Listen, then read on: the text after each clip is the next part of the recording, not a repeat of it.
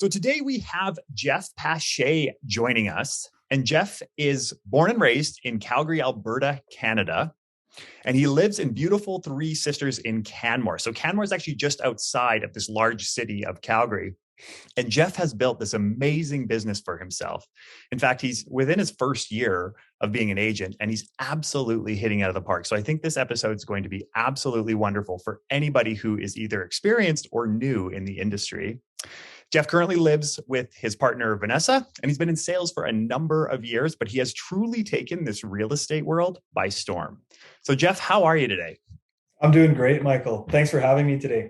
Yeah, thanks so much for coming on. I'm really excited to chat with you, specifically because you're relatively new in this industry, right?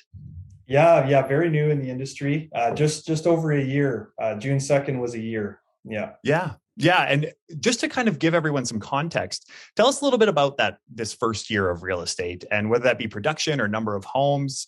How have you actually gone about and produced this year? Sure. So yeah, this year has been a real whirlwind of amazing learning. I would say the first 4 or 5 months was a ton of learning, lots of webinars, lots of reading.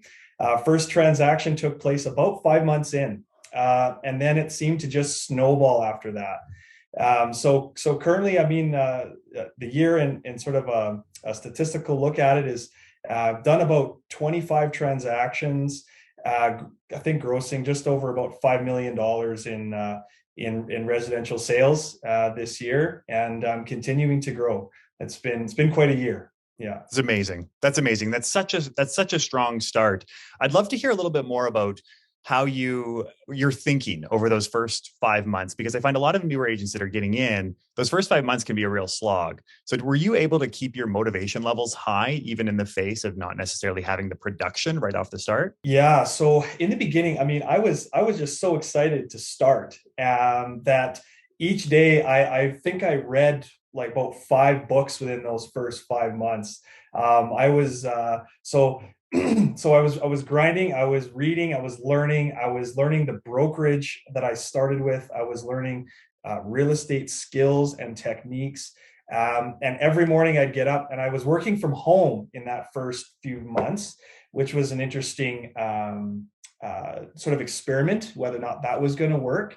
And so just began reading and began just setting everything up, creating my descriptions for my new website, learning skills, getting my program setups, starting to chat with people about what it is I'm doing. And so I think I was almost even more motivated in those first 5 months than even now, just because it was so exciting and so brand new to get started. Yeah. And so what were some of those books that you ended up reading in those first 5 months? So the first one I read was Atomic Habits, which was just a fantastic book. Just getting routine in place and getting spaces in place to do effective work and have effective places of relaxation and creating good habits and routines. Also read The $1 Million Agent, or Millionaire Real Estate Agent, I think it's called. Yep. And again, just fantastic stuff. Also read Ryan Serhant's book, the host from the show down in the States in New York. Just his journey through real estate, because he went through a lot of challenges and tribulation through his career, and that was very enlightening. And then just a number of podcasts and various articles on real estate techniques and lead generation. Yeah. Good for you. Honestly, those first few months, if not years, should be dedicated to learning. Like, this business is one that you could scale dramatically once you start to move into year 3, 4, 5. But if we really just under invest in ourselves in those first 1 to 2 years, it can be quite challenging to actually see that scale occur in the next number of years. Right. And right from the beginning, it became very clear that you have to be always a student of your craft. And so that was something that I wanted to begin right from day one, learning and continuing to build on the skills that I had from other sales experiences, but now really tailoring them to real estate and what does a client require in real estate from me. And that continues, that learning continues even today. Amazing. Amazing. And so let's get into the nuts and bolts of this. So what did you do within this first year in order to produce at this level, and specifically around lead generation efforts? What were you doing that caused the biggest growth, do you think? So I think the very first thing that I kind of did on a larger scale were mailouts, was simply mailouts and conversations to everybody that I knew. So I basically went through my phone in my contact list, and I just about contacted every single person in that list, whether that was a text message, an email, a phone call, or all of the all of the above. I went through everybody. Then I went through everybody in my Facebook friends list. So, because I don't have everyone in there in my phone, they're simply on that other list. So again, messaging almost every person in there, whether it was a text message or if I had an email for them or contact info, I was letting them know that, hey, I'm in real estate, and if you wanted to have a conversation, I'd love to. A lot of it was just sort of reconnecting. It didn't even have real estate behind it. It was just, hey, I'm going through my contacts. We haven't chatted in a long time. How are you doing? And then generally it would come up, well, it's been great. It's been a long time. What are you doing now, Jeff? And it was nice to be able to chat with people that I haven't spoken with in a long time. But basically that first month or so, first 2 months was contacting as many people as I possibly could within my sphere of influence. So from the very core, sort of out, and then moving outward from there. Yeah. And what exactly were you saying to them? Do you remember the scripting or the wording, or just generally what you were saying to these folks? For my sort of inner core where I had addresses, I did send an actual mail out saying, I found my place in real estate. I've joined Royal LePage. I'm excited to be selling homes and helping buyers. So there was a mail out that was actually sent. So as far as a script, that was sort of in the mail out. When it came to email or text message, again, a lot of it was just saying, "Hey, I'm new in real estate. I'm putting a contact list together. I'd love to be able to send you a birthday card or a Christmas card every year. Would you mind if I got your mailing address and your phone number or your email?" It kind of depends. Like I had to sort of pick and choose who I could be forward with in asking for some of this personal stuff. But the script basically was just, I'm new in real estate. I'd love to be able to keep in touch with you through a newsletter or a Christmas card every year. I promise I'm not going to bombard you. Would you be all right if I put that in a confidential list? And most people were quite receptive. I would say almost all of them were quite receptive to allowing me to do that. So. Now, did you have any fear of rejection in starting this campaign? Because I could imagine as a newer agent, you're sending this message and you might be a little bit nervous about reaching out and whether that seems a little salesy. So how did you handle the mindset of that? There was one occurrence where I think a lot of people, especially when you're new, they're very empathetic and they can understand, okay, Jeff's trying to create this list. He's trying to, get business ultimately. Great to hear from him, but he's wanting to build a business.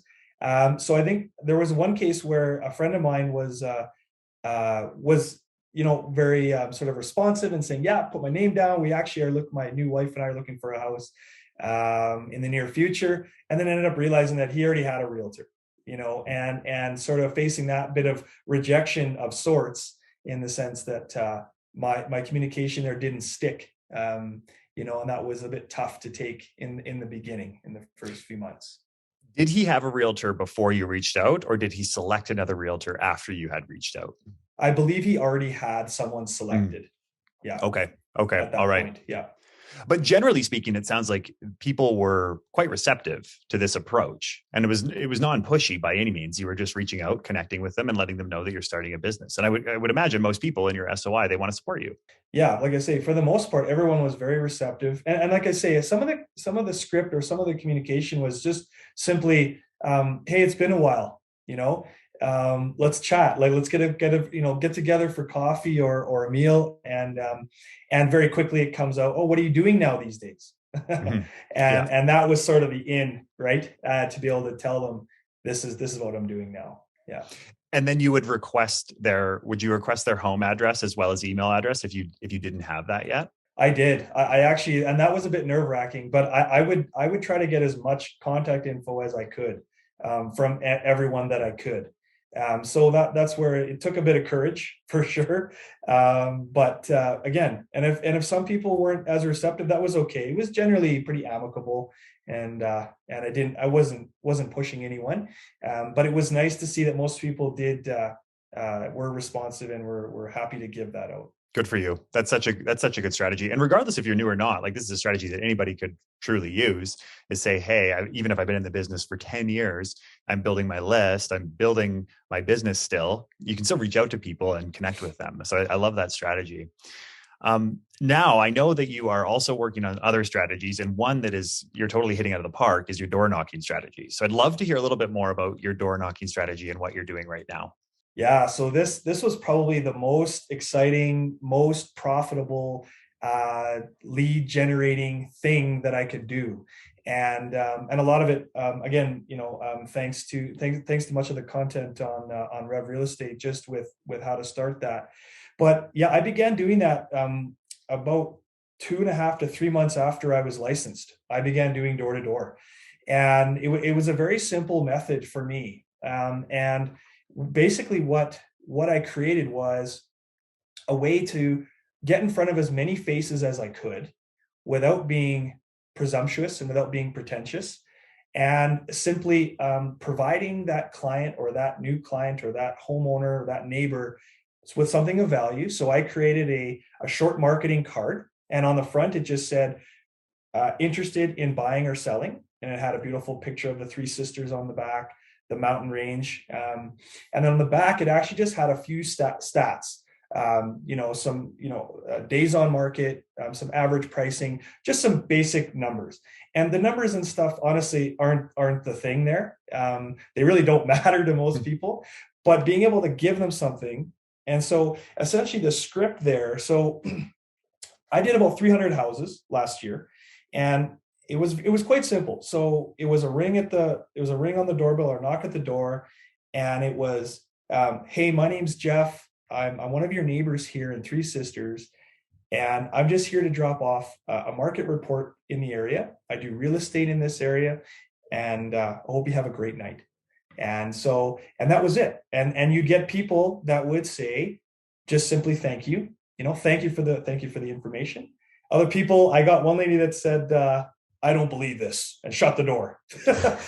So there was some funny interactions, but you took them all with a grain of salt. And the most interesting thing about it really is that I would say that 9 times out of 10, or let's say, maybe let's scale it up. I would say, 250 out of 300 homes, or 275 out of 300 homes took the card, no problem, with a kind response. Mm-hmm. And some of the people, you get to talking. So it was a conversation starter or it wasn't. And so depending on my demeanor at the time, and depending on the personality that I'm standing across from, you'd have some amazing conversations with people. Yeah. And were these conversations materializing the first time you did this, or did you have to hit the home multiple times before the conversation started to occur? No, they were pretty well.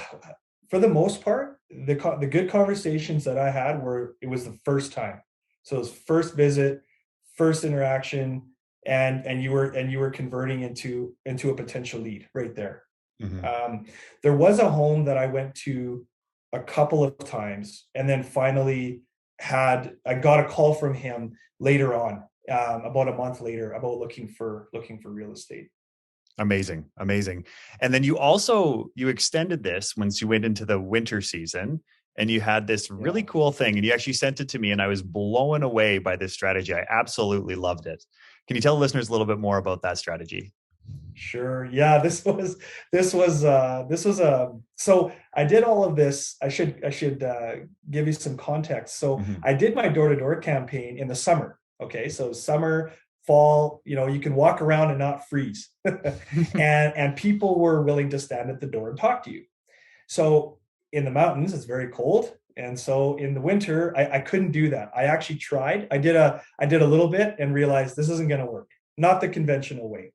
So I said, well, how do I go to people's doors and actually get a response? in the way that I was getting. So what I did was I thought, well, it's snowing and people need their driveway shoveled. And in our area where I live, there's a lot of very large homes, large estate homes with very large driveways. And some of them have people who shovel them privately, but for the most part, they don't. And a lot of these people are their second homes owners, or they are vacationing there and they're elderly. In fact, a lot of them are elderly in that area. So that said, I created just a door hanger. And what it said on there basically was, your driveway has been shoveled by your friendly neighborhood realtor. And so what I would do is I would go down a street. I picked one area. It was one cul-de-sac, beautiful homes in there. And I've met a few of the people in there. And I just started shoveling driveways. And so I would do about 5 in a row and I'd be sweating. And then I'd go and I'd put the door hanger sort of on each one.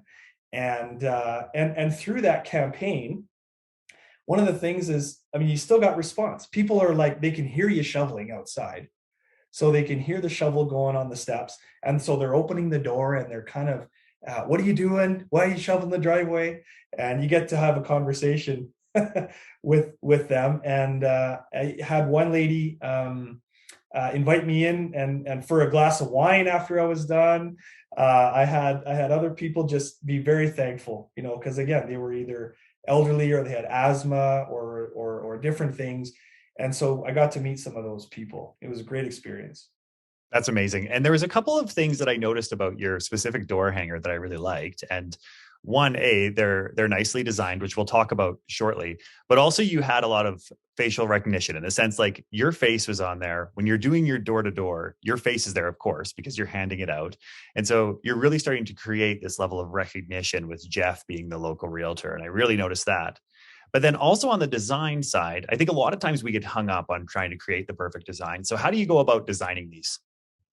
Yeah. So yeah, I definitely, I think I read a few articles and heard of, some good advice early on that said, put your face on this stuff, like put your face on your marketing stuff if you can, if it's appropriate and so on. So I use the Canva app, and it's probably one of the most important, useful tools in my arsenal. And so I just did the tutorials and I absolutely love, and I design all my own stuff. I don't typically farm it out, mostly because I actually enjoy designing it. It's a piece of you created it, and there's some fulfillment there. But yeah, just through Canva, just designing everything there. Yeah. Mm-hmm. Yeah, there's so many great templates on there, really, that there's really something for every sort of style out there. It's just a matter, I find, of kind of rolling up your sleeves and booking off the time in order to do it, because most people can do it once they start navigating Canva. Absolutely. It's very simple. Yeah. So question for you. So when you're going in and you're doing these listing presentations, oftentimes, we're in our first year of real estate and somebody may go into the listing presentation as in the agent concerned that the seller is going to ask them this big, scary question, which is, how long have you been in real estate? Or why do you think you're able to sell my home if you're brand new in real estate? So how did you approach those conversations, or even did those conversations come up? Yeah. So thankfully they didn't come up a ton, but they certainly did come up. So I did have one set of clients that asked me, "Oh, so how long have you been in real estate?" They actually had Googled me, and they saw the site, and in my description on my brokerage, it does say that I'm new to the brokerage and new to real estate. So, but thankfully, part of my journey is that I've been in sales for a number of years in different aspects. I was in car sales, I was in nutrition sales, sporting goods, you name it, electronics. So basically, instead of kind of saying, well, I've only been in the real estate for 6 months, I basically just answer the question by saying I've been in sales for about 8 years in total. Mm-hmm. And that typically suffices. And people go, oh, okay, that's good. So he's been in sales. He knows how to deal with people. And I think that's the assumption. So it's come up a couple of times, but not a lot. Yeah. I think that question is one that we make out to be bigger in our heads than it actually is. And I think you're also touching on a really important point here, which is the fact that there's so many transferable skills that relate to real estate. And regardless of our backgrounds, I mean, just living life and communicating with people on a regular basis, like that translates into real estate as well. So leaning into your previous skill set, I think, was a really wise decision in the face of that objection, which it wasn't really an objection. They were almost just asking you the question. And That's right. that satisfied the answer. That's right. And I think that just, um, the more confident you approach people, the less they're going to question your credibility. I find, or your credentials. Let's say, maybe not credibility, but more your credentials. So, for me, having done a lot of one-on-one counseling with people in previous jobs and dealing with people on different levels, when I walk into a listing presentation or I'm meeting someone just for the first time at a door to door, I generally can come across as, I'm probably shaking in my boots when I'm there, but it's not coming across. So that's just a skill set that I've developed over a number of years, and I think that's helped me overcome some of those objections. That's amazing, and it's so important. But I think we should dive deeper into that, because that's a topic that will come up for anybody, new especially, but experienced as well. How did you go about growing your confidence, especially as a newer agent who's learning a new industry? Where does this confidence come from? Again, I think as you said, Michael, I sort of lean into a lot of previous experience. It's one thing to know, to learn about the product you're selling. So learning about the homes and being comfortable in other people's homes and speaking intelligently about real estate, it took me some time. And I think I just made it my business to make sure that I knew what I was talking about before I'd enter a meeting. But I think the confidence really just came over time. I actually used to be a pastor for a number of years. Mm-hmm. And so I was forced into a role where, I shouldn't say forced, I mean, I chose the role, but what I mean is that there were certain tasks as a part of that role that pushed me into a comfort level that I had never experienced before. And so being able to speak in front of, hundreds of people, and to be able to speak off the cuff in front of a crowd of people, and be able to speak intelligently and be able to think about your words. I think that all just really helped me especially my early days when I didn't know it all. And I was okay to be able to say to someone, I don't know the answer. And I think that takes a lot of humility in the early days to say, I don't know, but I will find out, Yeah. And even saying that with a level of confidence, I think instills in people that Jeff or whoever is committed to me and committed to servicing my needs, whatever those are. I think it's so important that you said it matters how you say that, and that you say that with a level of confidence. Because I think a lot of times we hear about this, like if we don't know the answer, we're not supposed to just come up with something off the cuff. We're supposed to go back and figure that out. But we could say, oh, I don't know that. We could be kind of passive and meek about it. Or we could say, I don't know the answer to that, but I'm going to find that out. And you can say that with a level of confidence, and it's going to come across completely differently in the eyes of the prospect, right? Absolutely. There's so many nuances in how we interact with clients, whether it's face to face or on the phone, but certainly our tone of voice when we speak with people, it plays a huge role. Yeah, absolutely. Yeah, totally agree. And for those agents, so let's say that you were advising a newer agent and they wanted to improve their communication skills. Now, you came with a level of experience when it comes to communication, given your past experience. So if there was a brand new agent and said, wow, I'd love to be able to communicate to Jeff's level, what would you suggest that they do? Do you have any suggestions or tips or tricks or organizations or things they should do in order to improve their communication? Totally. I think two things come to mind. I would say join a Toastmasters program and do some public speaking. People fear public speaking more than they do death. And so it's one of these things that you're going to do a lot of, because you're speaking to the general public. I mean, it might just be one-on-one, but we deal with the general public. So to be able to speak to a stranger, right, that you just met, and build rapport with that person within, 15 seconds, I would say, do a Toastmasters, do some public speaking. I think the second thing, though, and this is actually an idea that came out of Ryan Serhant's book, was join an improv group.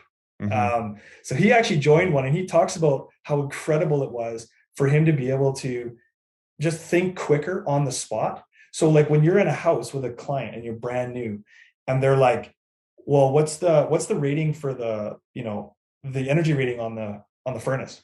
And you've never heard this, you don't know, you're not, how do you answer that? And how do you answer something, even if you don't know the answer? How do you respond? It's not about knowing the answer. It's about how do you respond confidently and intelligently on the spot. And that can be very hard for some people. It's still incredibly hard for me at times. And there's some clients I have a hard time doing that. But I think joining an improv group certainly would improve your skills in those scenarios. I have to admit, I have done improv, and it was one of the most impactful experiences for me, and also one of the most enlightening on how poor I am at improv, because it's such a challenge. It's like a part of your brain that you don't normally use, and you get put on the spot, right? They hand you the baton and say, okay, now you come up with something that is like witty and intelligent and relatively funny on the spot. That it's extremely challenging, but you're in a safe place. And that's what I like about Toastmasters too, is it's a very safe organization at the end of the day.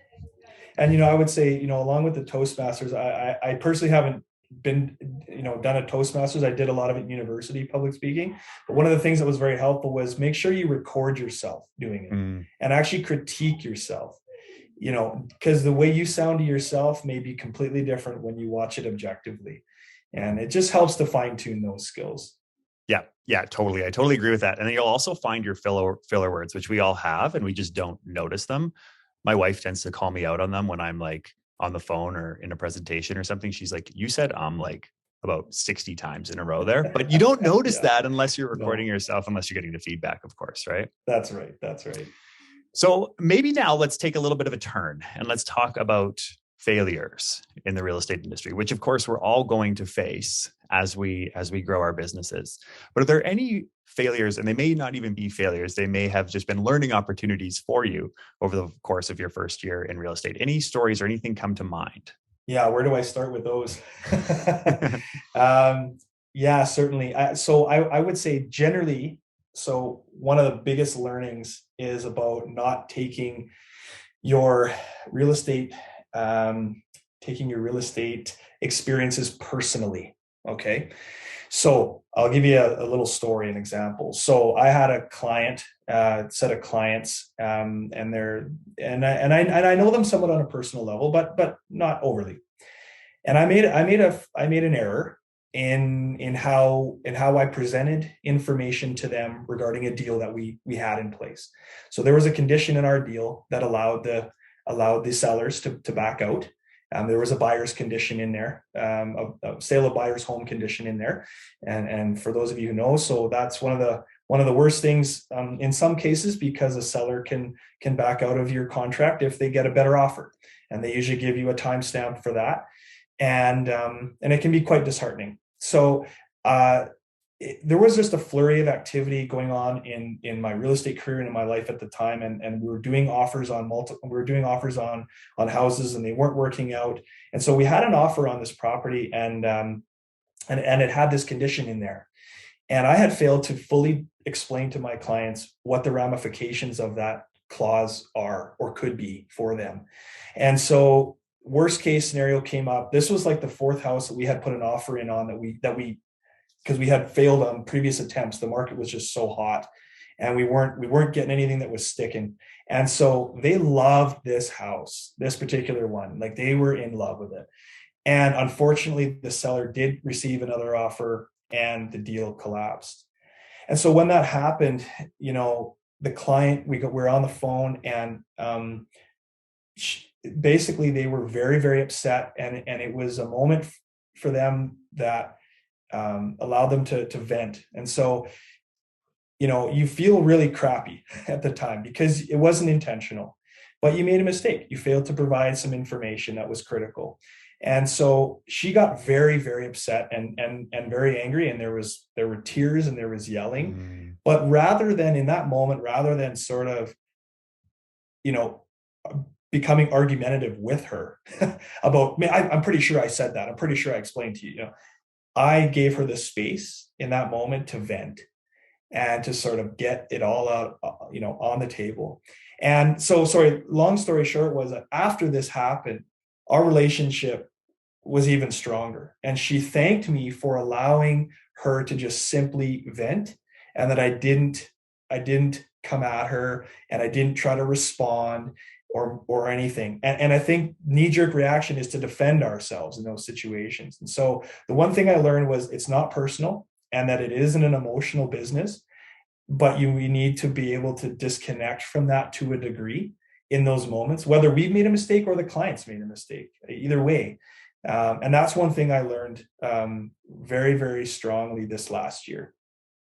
And how did you go about separating yourself emotionally? Sometimes that can be very challenging in real estate because it's Yeah. just such an all-encompassing career. Yeah, certainly. It's definitely easier said than done. I think when I was brand new, like the first couple months, you take it personally because it's your livelihood. So if I make someone angry, or if someone's angry at me, not only are they angry at me, which makes me feel bad, but I'm gonna lose business. I'm not gonna be able to put food on the table. Like the whole thing ripples.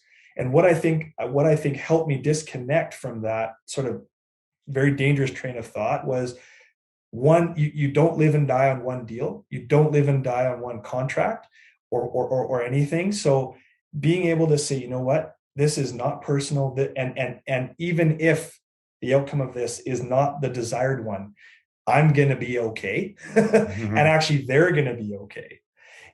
And that the emotion doesn't do anything to enhance or make worse that current situation. So don't add fuel to the fire.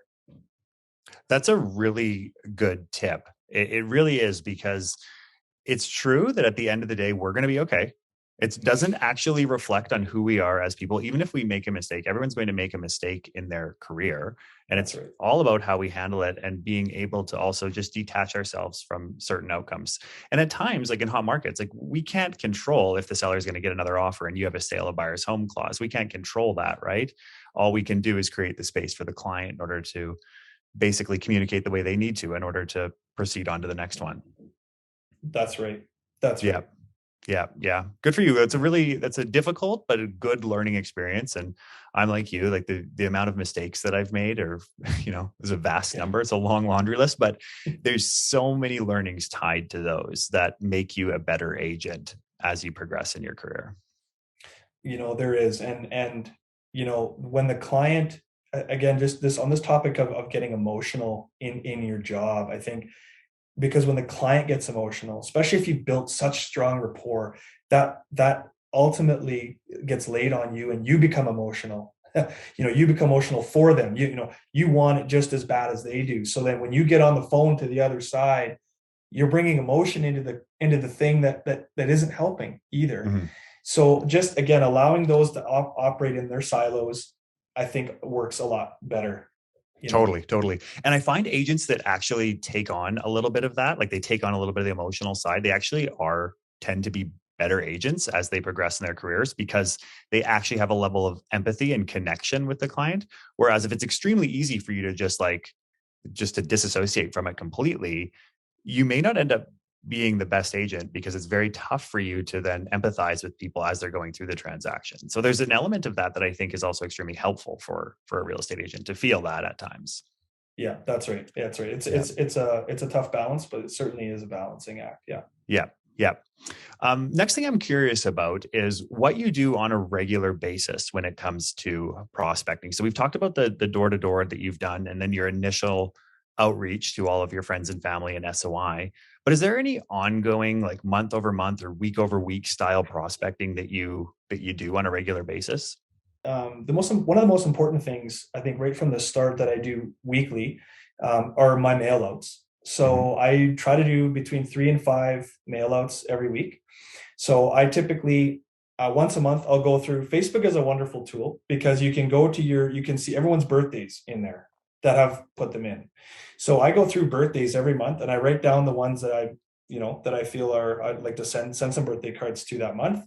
And so those get done throughout the weeks throughout that month. So birthdays, anniversaries, cards that just simply are saying hello or thank you cards. So the cards is a constant sort of lead generation tool that I'm using. I think the other one, and actually took this from a bit of your content, Michael, was just I joined a gym here in town. I joined a CrossFit gym in town, and the reason I did that was because it's a group atmosphere, and the camaraderie is quite high. It's a great group, and so networking with them. So I'm there 2 to 3 times a week, and obviously part of that is staying healthy, and that's obviously key. But networking there has been fantastic. And one of my neighbors actually goes there, and we spoke about listing their property. So it's been fantastic doing that. And I think the third thing that I've kind of been doing this summer was I started a Bow Valley motorcycle meetup group, and that has been a fantastic bit of a lead generation tool group thing. So just a bunch of us motorcycle riders, I just plan our rides out, and a bunch of us get together on a weekend or on a weeknight and go for a ride. And it's just getting in front of getting in front of as many faces as I can every week. Yeah. Increase the number of conversations and you increase your sales. Like that generally speaking is how Absolutely. It works. So it sounds like you're networking by way of groups. So through fitness and CrossFit. So that's one prospecting method. You're also doing a lot of mail out. So those are handwritten cards, I'm guessing, that you're sending out to people. Yeah. Those are handwritten cards. Yeah. And then I know you're doing a monthly email newsletter as well, just on an ongoing basis. Yeah. The newsletter is once a month on the first of every month. Yeah. Yep. And it's always like right on the first, which is amazing. And is there anything else that you're doing on a regular basis, or is the remainder of it kind of managing deals, managing clients as they're coming in? Yeah, I mean, I think the door-to-door campaign is generally a weekly thing throughout the summer, so that's certainly something I'm doing.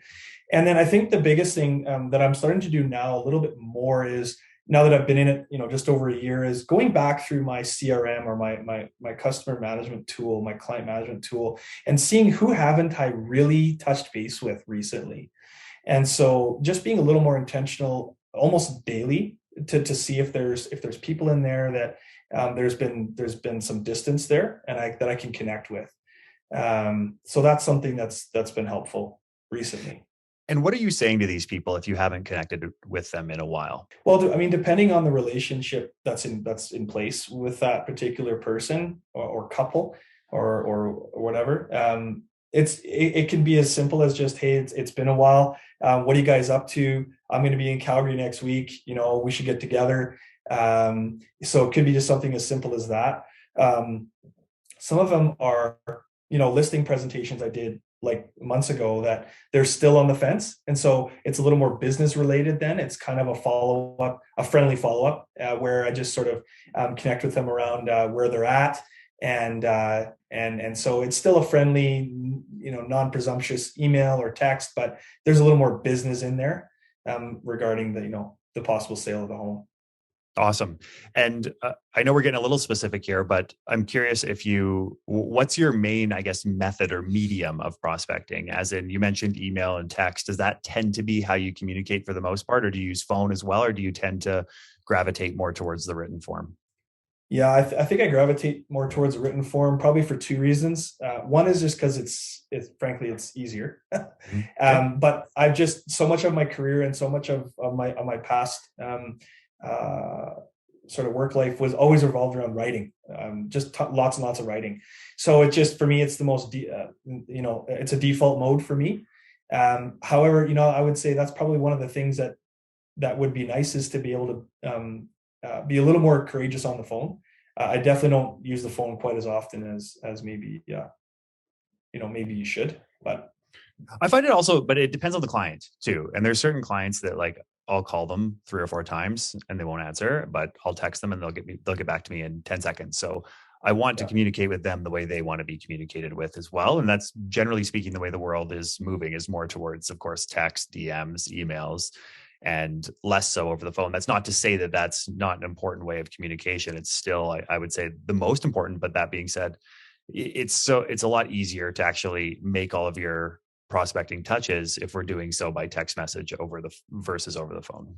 Right. Yeah. And most of those messages, especially sort of first contact ones, are generally followed up with a written card. So, that written card, I think, is still one of the most powerful things that we can do, as far as communication goes anyway. Yeah. It goes so far. And honestly, like anytime I can remember anyone who sent me a written card to my house, like I do remember those. Like I remember the individuals who have sent me cards. Like it's still a very memorable moment. And I'm sure it's the same way for our prospects as well. Yeah. So taking another little bit of a turn here, oftentimes in real estate, we have to maintain our level of motivation, even in the face of maybe some rejection or some difficult circumstances. So how have you been able to maintain your motivation and energy level as you've progressed through your first year? So in the beginning, I was just so motivated, just excited. I think it just was, we were running on adrenaline a little bit because it was all brand new, everything's new. So the motivation, it wasn't hard to stay motivated day to day. I think as I got into it, and as I got much busier, and started to get tired, and started to kind of get a little bit complacent at times, or maybe unmotivated to work as hard as I did the previous month. I think the biggest thing is that I'm reminded of is just this idea that, it doesn't have to always be a full packed day of stuff, but even the little things every day sort of make a difference. So the metaphor that I think he uses in Atomic Habits is that every little thing you do. So the dial on the thermometer, if you put an ice cube on the table and you crank that thermometer 1 degree at a time, well, nothing seems to happen. But once you get to about degree, 8 or 9, the thing starts to melt. And so just being, not always feeling motivated, but at least gaining enough energy to say, okay, let's do this one task. Maybe you've had a bad day or it's been a bad week. I find even if I just do that one thing that day, I do that one social media post, or I do that one thing to put my face out there or talk to one person. I then, at least to me, that's how I keep it going. And then the next day, maybe it's a heavier day. So not always easy, certainly not. But I think I'm just reminded that even if it's a day that I'm feeling unmotivated you feel like you barely did anything, well, even what you did do should be celebrated. And I think it should be, counted towards your overall success. Yeah. Yeah. I love that. I love that concept. And he has, I think it's in Atomic Habits where he says, never miss 2 days, or never have like, I guess, a 2 day streak of missing what you're doing. So if you fall off track one day and you get back the next day, that's totally fine. But once we start to get off track for a number of days, that's where we start to derail, right? So it's like having one day of just doing one activity or even no activities won't necessarily impact your business, but doing that day over day, of course, will have an impact. I quite like that. Yeah. So let's say, as we're starting to wrap up here, Jeff, let's say somebody was to pick you up. You're in Canmore right now, but was to pick you up and drop you down in a new city. Let's say they dropped you down in Austin, Texas, and they said, Jeff, go sell real estate. What would you go about doing? And there's no snow shoveling in Austin, Texas. Yeah. Mow grass. Yeah. Yeah. Yeah. That experience. So being plopped somewhere, I've only been in Canmore about 2.5 years. So it was very much this example, but certainly if you were dropped somewhere and you had just a little bit of money in the bank, what would you kind of do? And I think, it's funny. I would probably try to join as many groups as I could the first week. I would look at where are the most prominent volunteer groups? What are they doing? Where are they meeting? And I would try to join those. I would start door to door right away in my community, like just in my immediate vicinity. Certainly would do that. I would join the gym. I think the thing is that you don't have to have you have to have money to start, in the sense that, you got to do the courses and the licensing and the stuff. But you don't have to have the fancy computer, the fancy production software, and the fancy CRMs and all this stuff. I think the most important stuff doesn't cost a lot. It just takes your time, and it takes deliberate action on your part. And that's what I have found to be the most successful. So, the door to door saying, hey, like, I'm here, like being that bold and saying, I'm Jeff and I'm living here with you. I'm one of your neighbors and I'm brand new and I'm learning the area. And I'd love to have a coffee with you, or, great to see you around if you're walking the dog or whatever. I think just trying to get in front of as many faces as possible, even more so if you're in a new town. That's where I would start. That's such a good suggestion. And the funny thing about this is most agents don't do door to door. And even though some agents, they think about it, they don't actually action it. Like, for example, I've been in my community. We moved here a couple of years ago. I've never had I've gotten some mailers, but I've never had an agent knock on my door. And if somebody was to knock on my door and say, here's a market report, I'm your neighbor, take care, have a great night. I, I would almost be more drawn to that person because I'm like, this person isn't trying to sell me something. They're not trying to convert me, which would make me drawn to that individual even more. That's right. And I think whether you're in a brand new city or you're doing it in your community that you've been in for a few years, the idea is you're giving them something without anything in return. I mean, Exactly. that's the selfless model that I think people pick up on, because everybody everywhere, every screen, every advert wants something from you, right? I mean, in essence, you're asking for their attention, for those few moments, but it doesn't cost them very much. Yeah. So that's, I think, the effective piece there. And it's such a positive story too, to hear that, you did this for 300 homes and you had a positive experience on, 90% of them plus, right? So like that sort of marketing campaign that has about not that 90% of these people will convert, but it was a success in the sense that you had either a good or pleasant conversation or didn't get, like ran off the doorstep. Like that's a Yeah. really encouraging number for people to be aware of. And most people I find are good people. Like generally speaking, most people in the Yeah. world and in real estate are good. There's going to be a few bad apples that we're going to have to work with. But that being said, most people are good. And it's a testament to it. That's right. And I mean, you spend, if we're talking, because if we're speaking to newer agents, I think if we were if you were to monetize that, if someone said, well, I'll give you $20,000 to go knocking on doors, most of us are going to say, sure. Yeah. And if you think about the time impact, I mean, I maybe spent 8 hours in total over the summer last year doing that. So I'd spend an hour over 8 weeks, once a week or so for 8 weeks. So it was 8 hours, maybe 12 at the most. And I mean, they can, and many of them converted. One client turned into 3 deals. It's been Amazing. 3 transactions. So it's worth it. It's hard and it's grueling, but it works and it's amazing. And you get to meet your neighbors. Well, You there's get to meet nothing your better. neighbors. Yeah, Yeah. exactly. Exactly. And you're creating that facial recognition. So, final question here, Jeff. We've talked a lot about positive things and things that we should be doing as agents. Now, being relatively new in the industry or just having experience now in the industry, what's one thing that you think agents are doing that they should stop? Is there anything that comes to mind that agents do that is maybe not helping their business that you've seen out and about?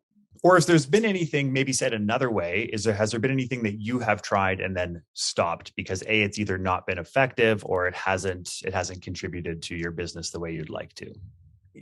Probably something that I've stopped doing because I found that it really put me in a disadvantage position was I don't bring up commissions in a listing presentation. So I don't bring them up. Mm-hmm.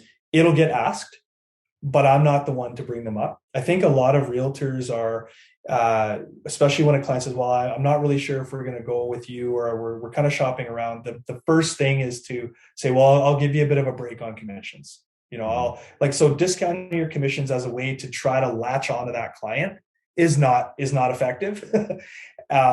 Maybe it is sometimes, but I don't think it's a great tactic.